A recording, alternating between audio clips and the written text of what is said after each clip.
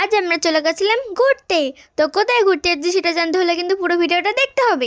আর প্রথমে উঠে বললাম টোটোতে। আর টোটোতে উঠে দেখো ওর মুখটা একবার দেখো জাস্ট। ও আমাকে ঘুরতে নিয়ে যাবে, তাই ওর মাথায় হাত পড়ে গেছে যে কত কিছু কিনে দিতে হবে, টাকা শেষ হয়ে যাবে। তো যাই হোক, সেই টেনশন মাথায় নিয়ে নেমে পড়লাম যেখানে আমাদের যাওয়ার কথা ছিল সেখানে। তো টোটো থেকে নেমে হাঁটতে হাঁটতে চলে গেলাম আমাদের দোকান দিদার বাড়ি। আর এই দেখো দোকান দিদা এখানে কিন্তু দোকানদারি করছে। আর এই দেখো দোকানদারের বাড়ি এসে কিন্তু দোকানদার একটা হরলিক্স নিয়ে নিল। আর হরলিক্সটা নিয়ে হাতের উপর নিয়ে বলছে আমাকে একটু হরলিক্স দে না, চেটে চেটে খাই। বাচ্চাদের মতন কে করে ভাই। তো যাই হোক, ও হরলিক্স খেয়ে নিল শেষ পর্যন্ত। আর দাঁতটা দেখো। আর এদিকে কিন্তু সন্ধে হতে ঠাকুর আসা শুরু করে দিয়েছে। তো এতক্ষণে জানতেই পারছো আমি কোথায় এসেছি, আর না জানতে পারলে আমি কিন্তু বলবো না। আর আর ঠাকুর দেখতে দেখতে কিন্তু অনেকটা রাত হয়ে গেছিলো। আর এখন প্রায় রাত 2টো বাজে। আর এখানে কিন্তু একটু বেশি রাত হলেই ঠাকুর আসে।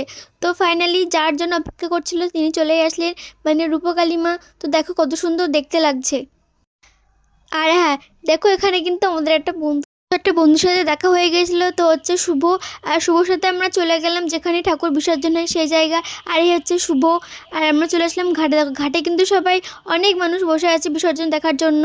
আর ঠাকুর দেখতে দেখতে যে কখন ভোর হয়ে গেছে বুঝতেই পারিনি। তো ভোর হয়ে গেছে, এবার আমাদের বাড়ি আসতে হবে। Tata, bye bye.